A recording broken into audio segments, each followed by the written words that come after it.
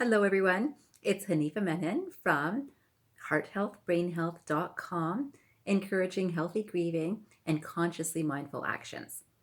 Today, I thought it's Friday afternoon, and we've all been kind of stuck inside our own homes, likely.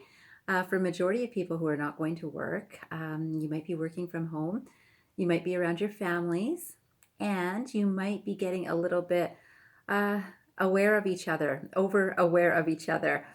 And the more time you will spend in whether isolation completely on your own or whether with other people, your own family or otherwise, you'll notice that the mind will start getting into certain patterns. And the most regular pattern that we will see in our society, I have no doubt, and you might be seeing it already, is a bit of frustration. So there's internal frustration, there's external frustration, there's some frustration or worry or fear regarding finances, regarding work, regarding health. All of these things will be in our minds.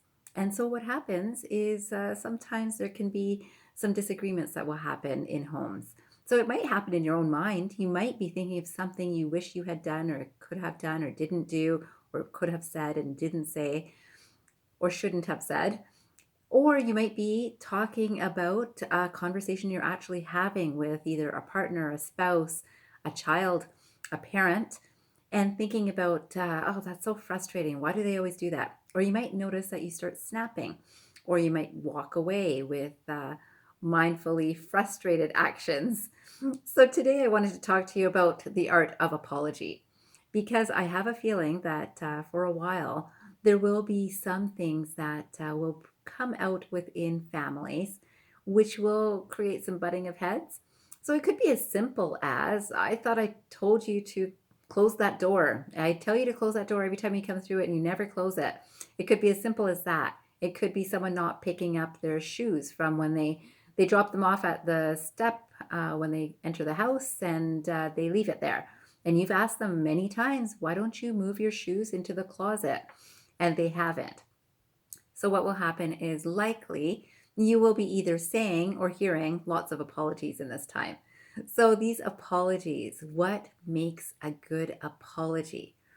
When a person apologizes, I'm sure you've all felt when an apology is really sincere and heartfelt, and when an apology is just said.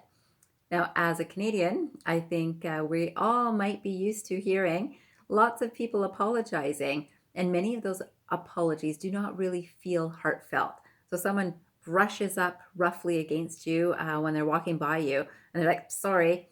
So, it's so Canadian to do to say sorry, but getting a sorry like that doesn't really feel that sincere. And this can happen right within your own home too. So if you're noticing that something is happening and someone is apologizing, yet you're not feeling like it was a sincere apology, that also builds a resentment. And then that might lead to more anger and frustration within either a couple or a family or again a parent child. So, what is the art of apology? First of all, saying the words, I'm sorry, is important, and it's probably a very good place to start.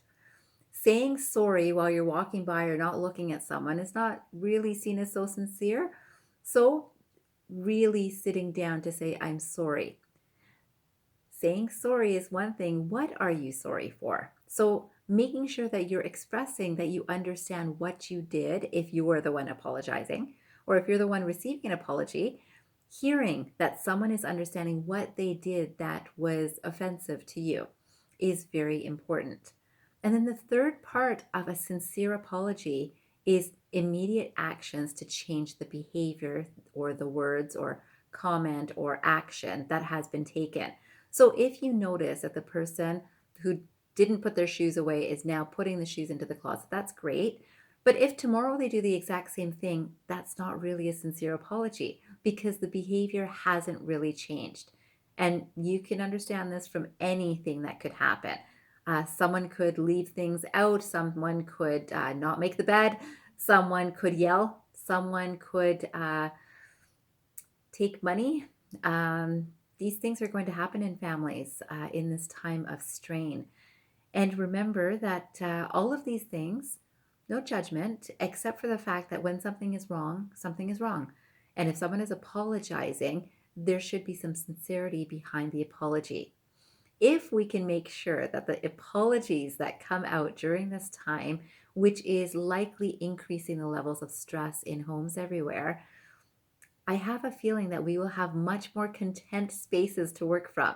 Things are going to go not so right. Things will be misunderstood, misheard.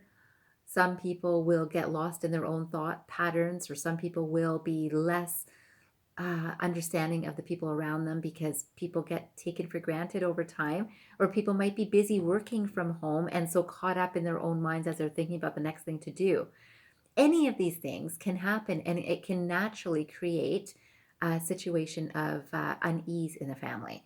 If you can remember the art of apology, first apologizing with sincerity and stopping to actually look the person in the face to do the apology, then changing the behavior is very, very important. So actually taking the action steps of, I know I did this wrong, and so I will correct it. So that also acknowledges the hurt or the offense that has been made. So making sure that the person who has apologized is also saying, I understand how you feel. You never like when my shoes get left out here. Or I'm sorry that I took the money that you left on this counter. I thought it was mine.